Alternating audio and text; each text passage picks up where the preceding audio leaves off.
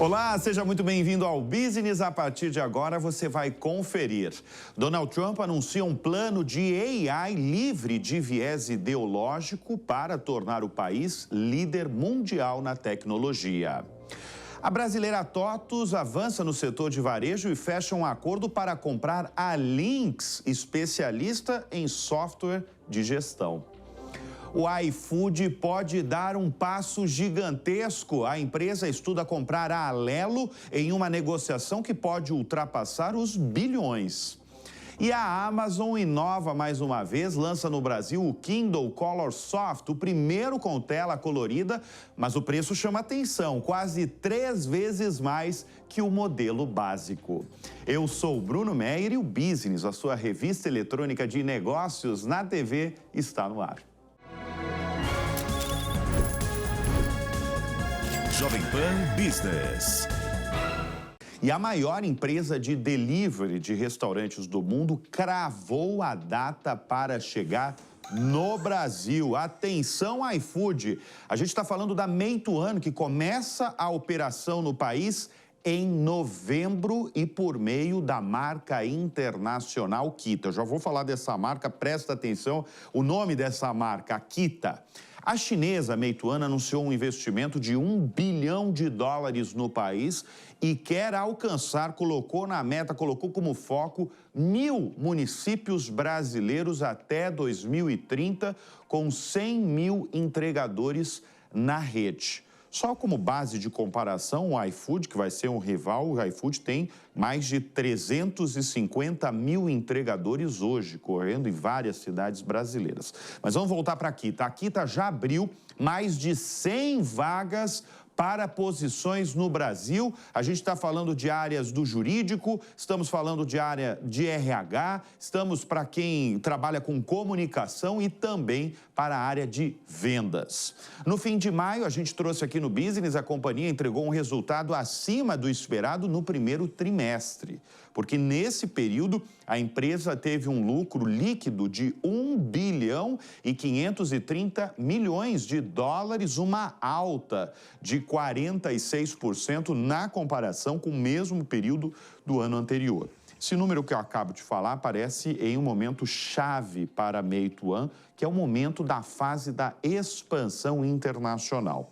Neste ano, a Meituan ela lançou a marca que eu falei no começo do programa, que é a marca Kita. Essa marca começou a operar em mercados como Arábia Saudita, Hong Kong e o Brasil. Vai entrar agora, esse ano, no Brasil, para enfrentar a líder, que simplesmente tem 80% do setor, que é o iFood. A Rappi vem na sequência. No mesmo período aí, ela anunciou nos últimos meses, inclusive a gente recebeu o presidente da Rappi aqui no Business, quando ele anunciou 1 bilhão e 400 milhões de reais aqui no país de investimento da Rappi. A Meituan é uma empresa listada na Bolsa de Hong Kong, é avaliada em 100 bilhões de dólares. Ela domina o mercado de entregas na China com aproximadamente 70% do market share no país. E falando de rival do iFood, o iFood pode comprar a Alelo em uma transação bilionária. A líder do mercado de delivery no país está em negociações avançadas para adquirir a empresa de cartões de benefícios Alelo, segundo o jornal Valor Econômico. E o preço negociado aí que está na mesa é de 5 bilhões de reais. Se esse negócio fechar, vai colocar o iFood na liderança do setor de vale-refeição e também o setor de vale-alimentação. É um mercado que movimenta entre 150 e 200 bilhões de reais por ano. A Alelo, ela é controlada por 2 dos maiores bancos brasileiros, do Bradesco e da estatal Banco do Brasil. E a Alelo é uma das maiores empresas de benefícios do país, com uma participação de mercado de quase 30%. No ano passado, ela teve uma receita bruta de 2 bilhões e 900 milhões de reais. O iFood que tem uma rede aí, como eu falei na primeira nota aqui do programa, tem uma rede de 360 entregadores espalhados em 1.500 cidades brasileiras, também está no setor de benefícios desde 2020 e conta com cerca de 600 mil usuários de Vale Refeição e Vale Alimentação. Já a Alelo tem de 6 a 7 milhões de usuários. Segundo a reportagem, essa é a segunda tentativa do iFood em comprar a Alelo.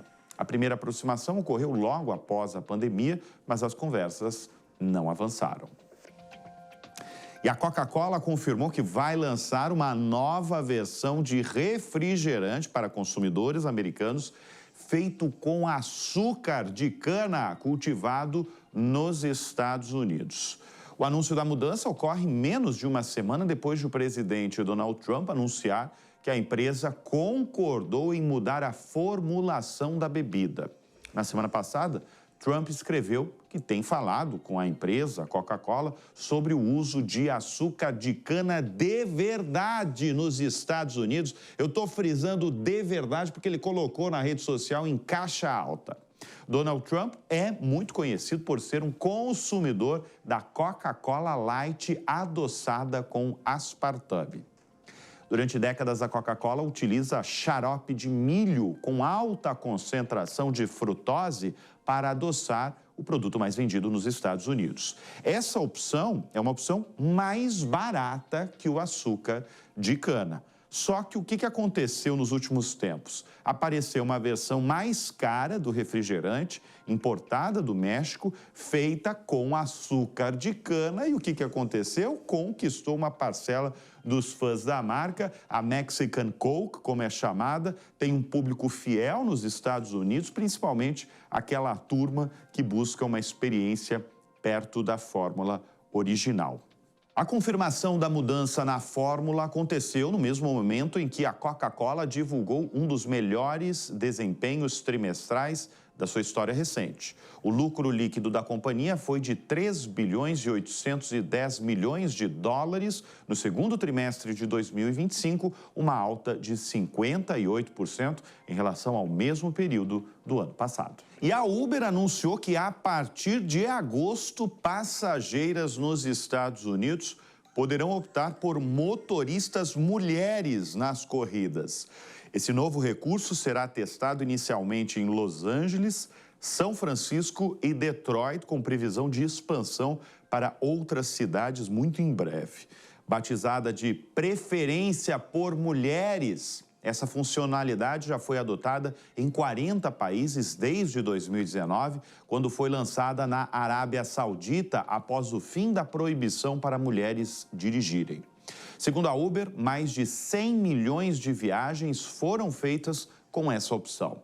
A iniciativa busca oferecer mais conforto e segurança para passageiras, além de ampliar as oportunidades para motoristas mulheres, especialmente durante horários de pico. Não há previsão de lançamento do recurso no Brasil. E a Alphabet, a dona do Google, registrou uma receita de 96 bilhões de dólares e um lucro líquido de 28 bilhões e 200 milhões de dólares no segundo trimestre, superando as estimativas do mercado. O crescimento foi impulsionado principalmente pela forte demanda em inteligência artificial, publicidade digital e serviços de nuvem. O CEO Sundar Pichai ressaltou o desempenho sólido da busca, do YouTube e do Google Cloud, que já conta com uma receita anual superior a 50 bilhões de dólares. A empresa também anunciou que os investimentos em AI em 2024 devem alcançar 85 bilhões de dólares, acima das previsões anteriores, refletindo o alto custo dessa tecnologia. Apesar das preocupações regulatórias nos Estados Unidos, incluindo uma possível decisão antitrust em agosto, as ações da Alphabet tiveram alta, indicando o otimismo dos investidores sobre o futuro da empresa. Saindo do Google, indo para a Tesla, a fortuna de Elon Musk, o homem mais rico do mundo, sofreu uma queda na última semana de mais de 16 bilhões de dólares após a divulgação dos resultados trimestrais da Tesla. Que resultados são esses? A gente vai conhecer neste momento os resultados trimestrais da Tesla. Em uma semana, na verdade, em questão de um dia, Elon Musk perdeu 16 bilhões e 700 milhões de dólares, justamente porque a sua mina de ouro, a Tesla, divulgou um lucro 16% menor. A receita da companhia, que é todo o dinheiro que entra com a venda dos produtos dos carros elétricos da Tesla, caiu essa receita em 12%. Hoje ela está num valor de 22 bilhões e 500 milhões de dólares. E o patrimônio do homem mais rico do mundo, em uma semana, caiu 4,21%. O patrimônio de Elon Musk agora está em 398 bilhões e 200 milhões de dólares. E aconteceu na última semana um ponto final de um movimento muito aguardado nos últimos anos no setor de tecnologia no Brasil, porque a TOTUS, uma das maiores companhias techs do país, chegou a um acordo para comprar a Lynx, focada em software de gestão para o varejo. O valor foi de 3 bilhões e 50 milhões de reais, na maior aquisição recente da TOTUS, o que só mostra o interesse dela, que é líder no mercado de software de gestão empresarial, no varejo nacional. Desde 2018, a TOTUS já incorporou 22 companhias em diferentes setores para ampliar e diversificar os negócios. A aquisição de agora será paga totalmente em dinheiro à vista, mas o valor só será transferido quando o Conselho Administrativo de Defesa Econômica, o CAD, que regula a concorrência no país, aprovar a operação. A TOTUS leva para casa a Lynx por metade do que a Stone pagou pela companhia há 5 anos. Em 2020, a Lynx foi disputada pelas duas empresas. De um lado, você tinha a TOTUS, que ofereceu 6 bilhões e 100 milhões de reais, e do outro você tinha a Stone, que ofereceu 600 mil reais a mais. Essa última, é claro, levou a Lynx. Esse movimento de agora, dessa compra da TOTUS, é considerado no mercado como bom para ambos, porque para a TOTUS reforça o portfólio, inclusive em nichos específicos do varejo, como farmácias e postos de combustíveis. E para a Stone, passa a simplificar as operações. Inclusive, na última terça-feira, a companhia também vendeu a Simples Vet, um sistema de gestão para clínica e pet shops, para a Pet Love, por 140 milhões de reais. A ideia da Stone agora é centrar todos os esforços na essência da companhia, que é ser uma empresa de meio de pagamento e serviços financeiros para pequenos e médios empreendedores. Ele é Zhen Huan, um imigrante que desembarcou nos Estados Unidos para tentar a vida, trabalhou como lavador de pratos para anos depois lançar a empresa que seria o alicerce da inteligência artificial no mundo. Nas últimas semanas, como a gente mostrou aqui no Business, a companhia chegou em um patamar que nenhuma outra alcançou na história, porque a NVIDIA, a empresa fundada por ele, se tornou a primeira a atingir o valor de mercado de 4 trilhões de dólares, o equivalente a mais de 21 trilhões e meio de reais. É um valor que a gente não consegue imaginar. É a empresa mais valiosa do mundo ao fabricar chips usados para treinar modelos de inteligência artificial, como é o caso do ChatGPT. E entre os clientes da companhia estão praticamente todas as gigantes de tecnologia, Google, Amazon, Meta e a Microsoft. Deixa eu chamar o Márcio Aguiar, a maior liderança da NVIDIA no Brasil. Márcio, em primeiro lugar, como é que foi a comemoração dos 4 trilhões aqui no Brasil? E eu gostaria que você falasse para a nossa audiência se esse recorde global afeta de alguma forma a operação brasileira. Bom, Bruno, obrigado mais uma vez aqui por participar do seu programa. Realmente foi uma satisfação termos atingido essa grande marca aí, superando aí os 4 trilhões. Sabemos que isso é fruto de um trabalho que foi, como eu já havia comentado antes, que foi iniciado em 2010. Então, a empresa continua, obviamente, celebramos, mas a gente continua com o compromisso de seguir trazendo inovação e a gente estima continuar nessa crescente e, em breve, né, eu diria que dentro do próximo ano aí, atingimos uma marca que até então nenhuma outra empresa atingiu, né? Então, a gente já está indo rumo aí aos 5 trilhões. O mercado finalmente entendeu o posicionamento da NVIDIA, as técnicas que a gente traz para melhorar e trazer mais produtividade às grandes empresas. Então, a gente também está saindo do âmbito de termos somente os grandes provedores de cloud como os nossos clientes, mas assim entrando mais no mercado corporativo. Então, hoje, com a IA generativa, várias empresas conseguem trazer e adotar esses novos conceitos computacionais em seus negócios. Eu comecei a falar sobre o Jensen Huang, né, o fundador da companhia, e a história dele, que é uma história, de certa forma, notável, né? Lavava prato nos Estados Unidos e construiu, em alguns anos, em mais de 2 décadas, a companhia mais valiosa neste momento no planeta. Existe uma cultura, você que é a maior liderança da companhia no Brasil, existe uma cultura Jensen Huang que ele usa internamente e que você pode nos mostrar, nos apresentar que cultura é essa do Jensen?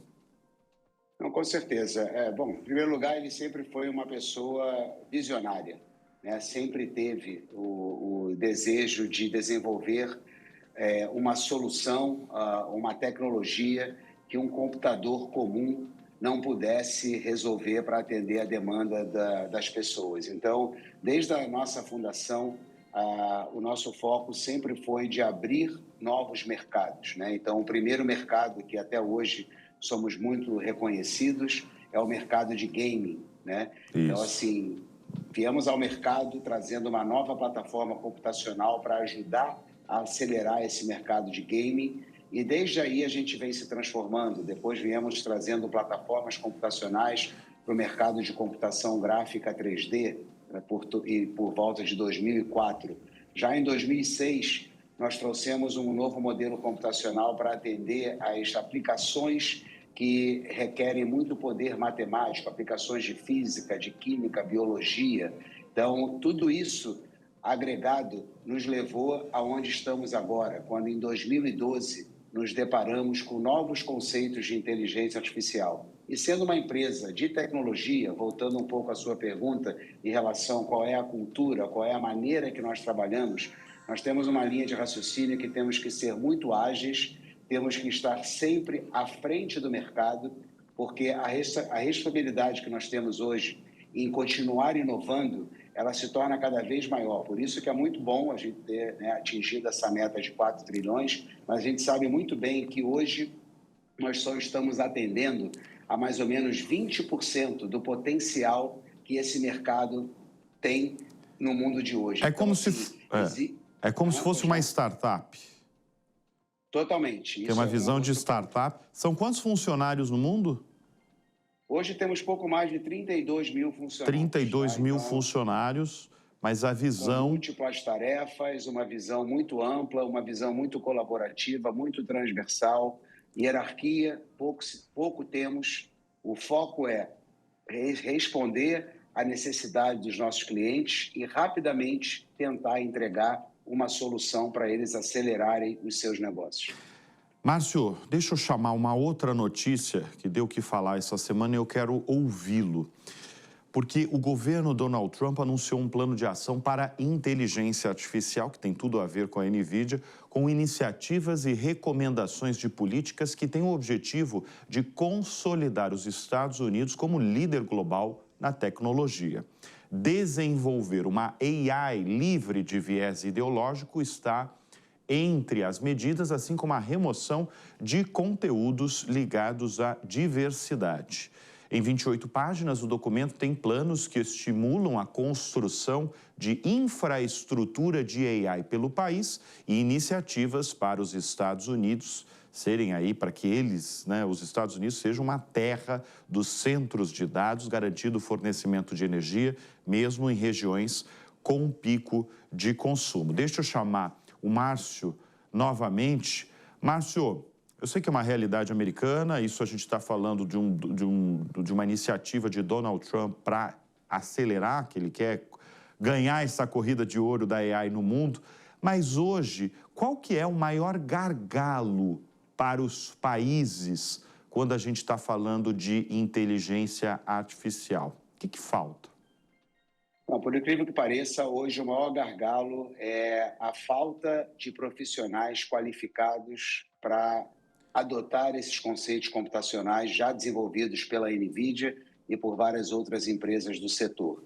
Então, a gente tem, sim, um braço muito forte na formação desses profissionais, mesmo não sendo uma companhia focada no ensino, mas a gente se vê nesse papel de poder formar esses novos profissionais usando essas novas técnicas para que, quando cheguem ao mercado de trabalho, consigam produzir mais rapidamente. Consequentemente, isso tem um impacto muito grande na economia de um país. Então, essa movimentação que a gente está vendo nos Estados Unidos, que é o que nós chamamos um pouco de soberania de inteligência artificial, nós também já começamos a ver em outros países, em Europa, inclusive aqui na América Latina, e esse é um movimento natural, onde os países, assim como as empresas, começam a enxergar a necessidade de implementar essas novas técnicas para se tornarem mais competitivos, para se tornarem mais sábios e, consequentemente, retornar todo esse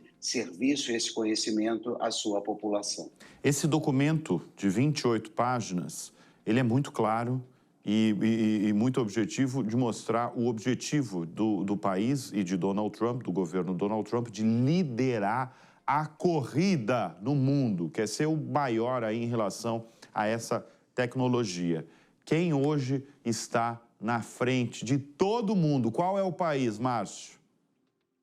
Então, Bruno, na verdade existe essa, vamos dizer assim, essa competição, entre duas grandes nações, Tem os Estados Unidos, obviamente, sempre esteve à frente, obviamente as grandes empresas, as maiores empresas do mundo vêm dos Estados Unidos, mas você também tem a China, um país que vem investindo muito em capacitar a sua população, vem investindo muito em infraestrutura, possui grandes empresas que competem com as empresas americanas e, do ponto de vista de negócio, a NVIDIA tem uma posição muito privilegiada que ela acaba atendendo a essas duas grandes potências, assim como outras grandes nações que estão surgindo, adotando esses conceitos computacionais. Tudo depende também das técnicas e dos mercados que estão sendo desenvolvidos nesses países, Mas os Estados Unidos ainda assim está à frente de qualquer outra nação. Mas se dormir no ponto pode ser ultrapassado, Como qualquer companhia, como qualquer nação. Não é isso, Márcio? Com certeza. E a tecnologia ela evolui muito rápido. Exatamente. Então, assim, é algo que, uma vez que você tenha o compromisso de trazer inovação tecnológica para o seu negócio, para o seu país, aquilo é uma jornada. Então, todos já começaram, O Brasil também já está começando e todos estão com a tecnologia muito próximo delas. A questão é realmente querer colocar em prática e adotar esses conceitos inovadores. Muito bem, nós conversamos com Márcio Aguiar, a maior liderança da NVIDIA no Brasil. Márcio, sempre obrigado pela participação aqui no Business. Eu que agradeço aí pelo carinho. Um forte abraço aí a todos. E a Amazon lançou no Brasil o Kindle Color Soft, o seu primeiro leitor digital com tela colorida. O dispositivo está disponível por R$ 1.499 na versão básica de 16 GB e também numa outra versão de R$ 1.649. Essa versão já oferece 32 GB e carregamento sem fio. Esse valor é quase 3 vezes maior que o Kindle básico de 16 GB, vendido a R$ 584. O Kindle Color Soft utiliza uma combinação de tinta eletrônica e um filtro especial que entrega cores suaves, evitando o brilho intenso dos smartphones. Isso permite que os usuários vejam capas, fotos e ilustrações coloridas nos livros já comprados, recurso muito aguardado pelos clientes. O aparelho é indicado para leitores de quadrinhos e guias de viagem e permite destacar textos em azul, laranja e amarelo, organizando os trechos destacados por cor para facilitar a personalização. Por enquanto, a Amazon não tem uma previsão de lançar no Brasil o Kindle Scribe, versão que permite anotações manuscritas com caneta. E a Pokémon Company, que é a subsidiária do grupo japonês Nintendo, anunciou a abertura do primeiro parque temático oficial da franquia Pokémon, previsto para 2026. O Poke Park Kanto será instalado, assim que se chama o nome, será instalado dentro do Yomiuri Land, que é o maior parque de diversões de Tóquio, ocupando uma área de 2,6 hectares. Esse parque terá 2 áreas principais. Uma chamada Floresta Pokémon, que será uma grande região selvagem para exploração, e uma zona também dedicada a lojas e atrações temáticas. Lançada originalmente em 1996 para o console portátil Game Boy da Nintendo, a franquia Pokémon se tornou um fenômeno global, expandindo-se para filmes, séries animadas e jogos, como o sucesso mundial Pokémon Go, que utiliza a realidade aumentada para capturar criaturas virtuais no mundo real. O Japão tem, aliás, registrado um aumento no número de visitantes nos últimos meses, impulsionando aí a demanda por atrações turísticas, como o estúdio temático de Harry Potter, inaugurado em Tóquio em 2023. O lançamento do Poke Park, que vocês estão vendo as imagens aí na tela aqui do Business, reforça essa tendência aí, prometendo atrair fãs globais da franquia e também muitos turistas interessados em experiências únicas. Agora, do Japão diretamente para São Paulo, porque o Snowland, o parque de neve artificial famoso pela unidade lá em Gramado, no Rio Grande do Sul, terá uma unidade, uma nova sede, na verdade, na região metropolitana da cidade. A Gramado Parks, que é a empresa responsável pelo empreendimento, informou que o Parque Paulista será maior que o original e contará com um hotel temático nas proximidades, oferecendo pacotes com descontos combinados de ingresso e hospedagem. Embora o local exato e a data de inauguração ainda não tenham sido definidos, a previsão é que as obras comecem em até 2 anos após a escolha do espaço. O novo parque terá atrações ampliadas, como pista maior de esqui e snowboard, patinação no gelo, tobogãs, áreas para crianças e restaurantes inspirados em vilarejos alpinos. Desde 2013, o Snowland de Gramado recebeu 5 milhões de visitantes e é uma das atrações pagas mais procuradas da região. Agora, a expansão para São Paulo pretende aproximar essa experiência única do público no Sudeste, especialmente aos paulistas, que são um dos maiores públicos do parque. E com isso, o Business vai ficando por aqui. Muito obrigado sempre pela sua audiência, pela sua companhia. E fica o meu lembrete de todas as semanas. Tenham todos bons negócios no radar. Até a semana que vem. Tchau. Jovem Pan Business.